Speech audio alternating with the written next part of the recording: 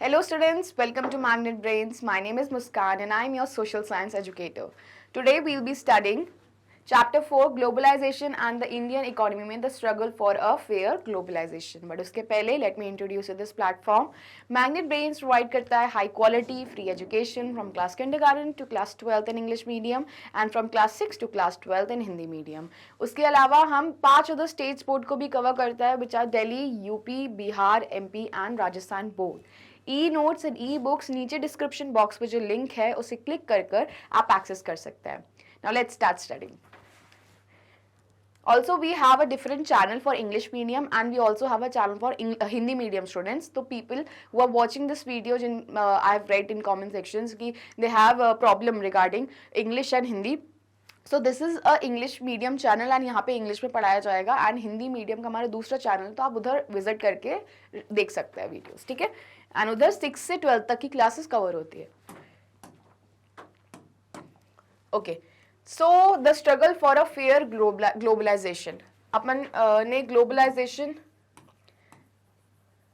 से start किया था chapter, क्योंकि chapter का नाम क्या है? Globalization and the Indian economy. ठीक है? अपन ने perks पढ़ लिए, advantages पढ़ लिए globalization के. Now we'll be studying the negatives or the disadvantages or the struggle जो होती है behind globalization. क्या स्ट्रगल्स होती है behind globalisation will be studying in this video.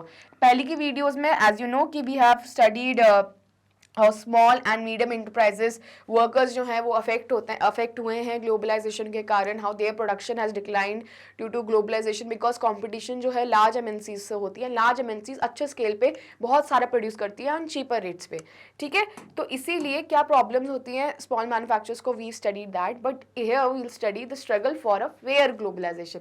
अब फेयर टर्म क्या होता है? ग्लोबलाइजेशन के सामने फेयर क्या होता है? आपने सुना होगा कि WTO के बारे में मैंने बताया था कि एक एग्रीकल्चर सब्सिडीज को लेकर इंडिया यूएस में बहस चलती है कि इंडिया अपने फार्मर्स को सब्सिडीज प्रोवाइड करता है जिससे क्या उसके जो प्रोडक्ट्स होते हैं एग्रीकल्चर प्रोडक्ट्स वो सस्ते हो जाते हैं वर्ल्ड मार्केट में जो फिर अगर सस्ते हो जाएंगे तो countries will be willing to purchase that. And यही चीज़ अमेरिका पसंद नहीं करती है. अमेरिका इसलिए पसंद नहीं करती क्योंकि कंपटीशन क्या फेयर नहीं हो रहा है. बट रियलिटी में अमेरिका भी अपने फार्मर्स को बहुत सपोर्ट करती है एंड वो ये चीज़ बताती नहीं है. एंड यही चीज़ जो है इंडियन फार्मर्स के अगेंस्ट, इंडियन गवर्नमेंट के against WTO, that is world trade organisation. We studied about this organisation also. इसमें case world trade organisation appellate में USA ने अपने खिलाफ, इंडिया के खिलाफ केस लगा दिया था इसी रीजन के चलते. एंड तब से वो केस चल रहा है जजमेंट. तो यही क्या डिनोट कर रहा है कि ये क्या है?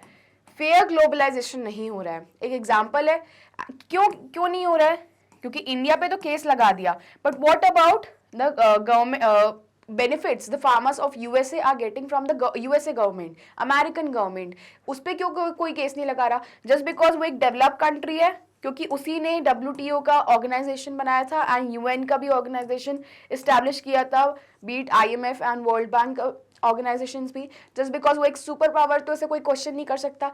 तो ये एक फेयर एंड जस्ट ग्लोबलाइजेशन को क्वेश्चन मार्क लगा देता है कि रियलिटी में ग्लोबलाइजेशन फेयर एंड जो है जस्ट हो रहा है या नहीं. We will study in this video. Okay.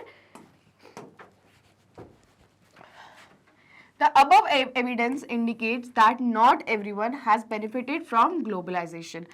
Above evidence कहा था अपन ने? सुशीला की एक स्टोरी सुनी थी. Sushila, how she was a permanent worker organise sector में थी पहले, जहाँ पे health insurance, paid work, paid leave, everything मिल रही थी उन्हें. बट उसके बाद जब उनकी इंडस्ट्री बंद हो गई, तो इंडस्ट्री बंद होने के बाद जब उन्हें स्विच किया तो वहाँ पे वो चीज़ें उन्हें नहीं मिल रही थी, भले ही वो ऑर्गेनाइज सेक्टर में थी. रवि का अपन ने कैपेसिटर्स का वो देखा था कि उसने प्लांट बनाया था तमिलनाडु में. बट सिंस वो महंगा था as compare to different international globalisation के कारण जो बाहर की कंपनीज कैपेसिटर्स प्रोवाइड कर रही थी टेलीविजन कंपनीज को, वो ज़्यादा सस्ता था. तो हाउ रवि का जो एक स्मॉल बिजनेस था वो अफेक्ट हुआ था. And Sushila as an employee कैसे उसको ग्लोबलाइजेशन अफेक्ट किया था. We have studied that. तो वही वो एविडेंस की बात कर रहे हैं. नाउ इंट्रोडक्शन में, people with education, skill and wealth have made the best use of new opportunities. On the other hand, there are many people who have not shared the benefits. अब globalisation का फायदा तो बहुत लोगों को हुआ है, बहुत लोगों को नुकसान भी हुआ है, एंड वो इक्वली शेयर नहीं होता। जैसे किसी रीजन में, जैसे ये ऑल किसी एक डिस्ट्रिक्ट को मान लो, अब डिस्ट्रिक्ट का ये कैपिटल होगा, ठीक है, तो कैपिटल में ज्यादा डेवलपमेंट होएगा और हिंटरलैंड में डेवलपमेंट कम होगा, ठीक है, तो यहाँ ज्यादा हेडक्वार्टर्स बनेंगे सारी कंपनीज के एंड एवरीथिंग। वैसे ही यही होता है कि rich and middle class and upper class लोगों को फायदा हुआ है ग्लोबलाइजेशन से, बिकॉज उनकी कंज्यूमर चॉइसेस बढ़ी हैं, उन्हें उनमें बिजनेसेस वो एक्सपोर्ट कर सकते हैं बाहर की कंट्रीज, यूरोप अमेरिका में अपने प्रोडक्ट्स बेच सकते हैं, तो उन्हें प्रॉफिट कमा सकते हैं अच्छे रेट पे बेचकर, तो उन्हें फायदा हुआ है रिच पॉपुलेशन को। But the small businesses and the people below poverty line have been affected in many ways। अब देखते हैं कैसे अफेक्ट हुए हैं। Since globalization is now a reality, the question is how to make globalization more fair। अब obviously सारे world जो है इंटरकनेक्टेड हो गया है, बिकॉज आपके जो कम्युनिकेशन नेटवर्क्स में उसमें बहुत ज़्यादा 5G 4G इंटरनेट कनेक्शन बहुत अच्छा ग्रोथ हुआ है। तो अब एक ग्लोबलाइजेशन क्या एक रियलिटी बन चुका है, अब पीछे तो जा नहीं सकते, तो इसी रियलिटी में फेयरनेस कैसे स्टैब्लिश करें, या फिर क्या प्रॉब्लम्स है कि फेयर ग्लोबलाइजेशन हो नहीं पा रहा है। We'll study there. Fair globalisation would create opportunities for all. अब फेयर ग्लोबलाइजेशन का फायदा ये है कि फेयर ग्लोबलाइजेशन किसी में डिस्टिंग्विश नहीं करेगा, रिच में या फिर पुअर में। फेयर का मीनिंग क्या होता है? Equality. Article 14 of our constitution states right to equality. तो रिच एंड पुअर में जब ये डिस्टिंक्शन नहीं बचेगा तो both will be equal and this will constitute your fair globalisation. Okay, so this would create opportunities for all and also ensure that benefits of globalization are shared better। Equality तो देगा plus sharing भी बढ़ेगी। And बचपन में आपने कहावत phrase सुना होगा, शेयरिंग इज केयरिंग। तो जब शेयरिंग बढ़ेगी तब फेयरनेस एस्टैब्लिश होएगा, ठीक है, fair globalisation will be established. Now, the government can play a major role in making this possible। अब गवर्नमेंट क्या रोल प्ले करती है फेयर ग्लोबलाइजेशन को स्टैब्लिश करने में? Wheel study it's policies. Government क्या बनाती है? Policies must protect the interest not only of the rich and the powerful but all the people in the country.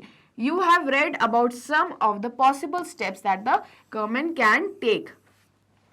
चलिए अभी अपन आगे पढ़ेंगे क्या है, but government in order to protect वो who the interest of rich and the powerful, उसके along the poor and the down downtrodden interest को protect करने के लिए गवर्नमेंट क्या बनाएगा? Policies, and these policies will help equality and sharing capacity बढ़ाने में between rich and poor.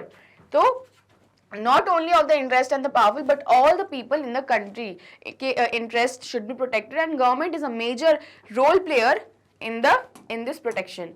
For instance, the government can ensure that labor laws are properly implemented। labor laws क्या होता है?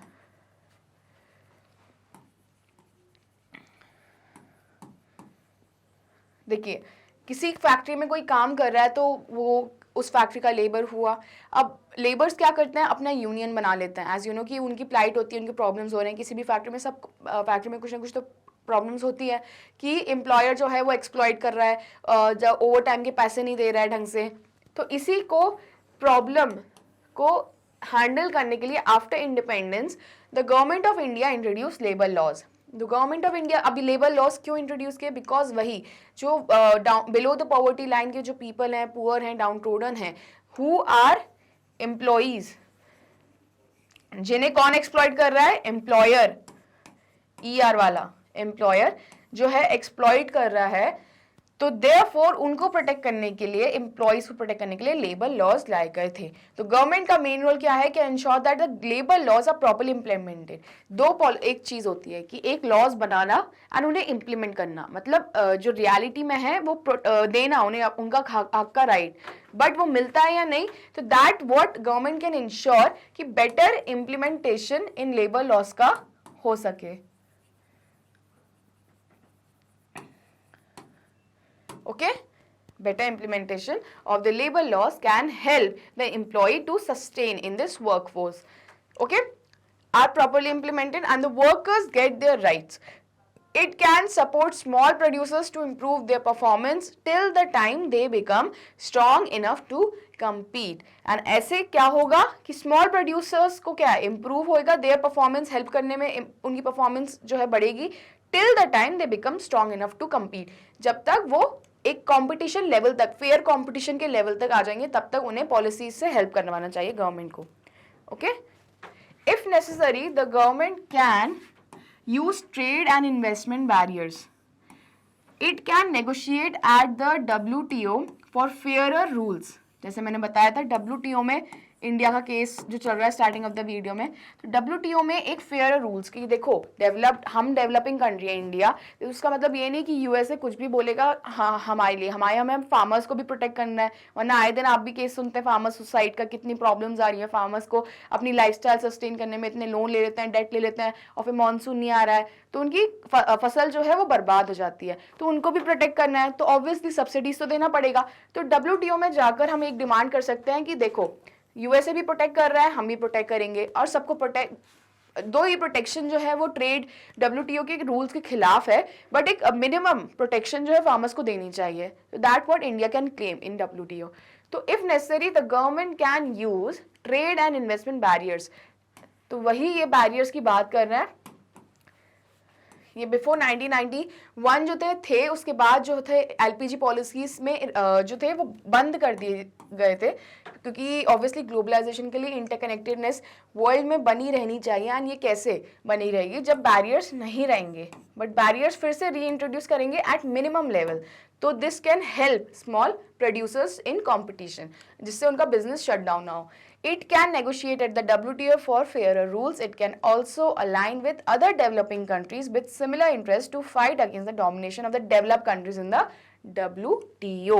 जो मैंने इतनी बार अच्छे से बताया आपको कि WTO में developed countries like USA का major role रहता है, and India being a developing country can join hands with different developing country like India हो गया, बांग्लादेश हो गया, वियतनाम हो गया, इंडोनेशिया हो गया. ये क्या है? डेवलपिंग कंट्रीज हैं, majorly south east Asian countries हैं, ये अफ्रीकन कंट्रीज भी डेवलपिंग है.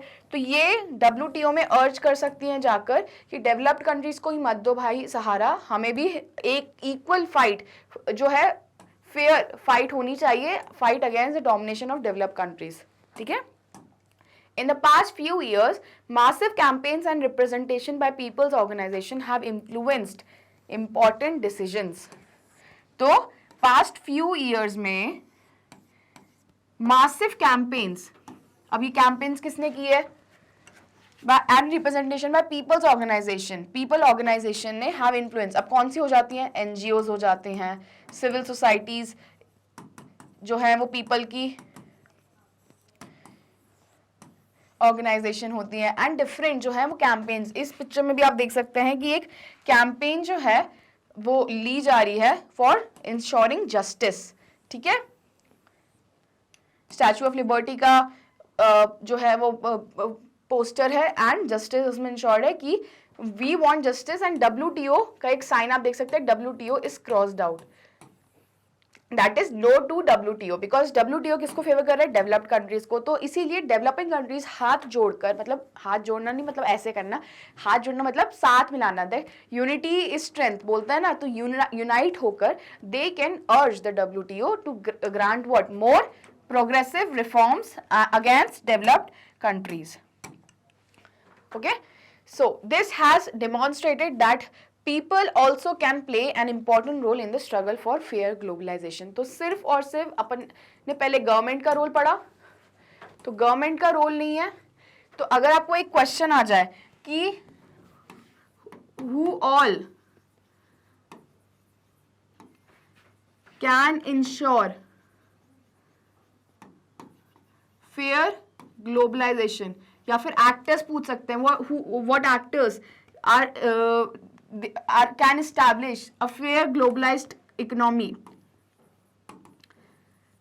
तो फर्स्ट एक्टर कौन सा पढ़ा अपन ने? गवर्नमेंट। तो फर्स्ट इज योर गवर्नमेंट, याद रखना। Second is your people's organisation. कहाँ गया पीपल्स ऑर्गेनाइजेशन? ये रहा, ठीक है। तो मार्क कर लो बुक में, क्योंकि ये क्वेश्चन इंपॉर्टेंट है, आने की चांसेस है, ठीक है। तो गवर्नमेंट जो है वो पॉलिसीज के वाया जो है फेयर ग्लोबलाइजेशन एस्टैब्लिश कर सकती है। फर्स्ट पॉइंट में we studied that, and second point में वी स्टडीड पीपल्स ऑर्गेनाइजेशन जो है via campaigns and protest. Exam याद रखना ये वाली इमेज कि पीपल, इतने सारे लोग हैं जो जनता है वो प्रोटेस्ट कर रही है against WTO, okay. So WTO people's organisation by people by protesting campaigns or different ways they can actually instill fair globalization in the economy, okay। तो दो फैक्टर्स पढ़ लिया अपन ने, आगे देखते हैं। आगे कुछ नहीं है, एंड ऑफ द वीडियो है, छोटी वीडियो थी। So here we are to conclude our lecture. Magnet Brains provide करता है high quality free education from class kindergarten to class 12th in English medium and from class 6 to class 12th in Hindi medium. CBSE board के अलावा हम 5 other states board को भी cover करते हैं, देखते हैं। Delhi, Bihar, UP, MP and Rajasthan board. Vedic maths crash course and spoken English के कोर्सेज भी अवेलेबल है हमारी वेबसाइट पे, तो do visit that. This is a website जिससे आप एक्सेस कर सकते हैं www.magnetbrains.com से, ठीक है। And this is our app जो आप फोन से एक्सेस कर सकते हैं और लैपटॉप से आप हमारी वेबसाइट एक्सेस कर सकते हैं। Do like, share and subscribe our channel. These are the social media platforms like YouTube, Facebook, Instagram, Twitter and WhatsApp. Where you can also find us very much active, and e-notes and e-books नीचे description box पे जो link है उसे click कर कर आप access कर सकते हैं। Thank you for studying.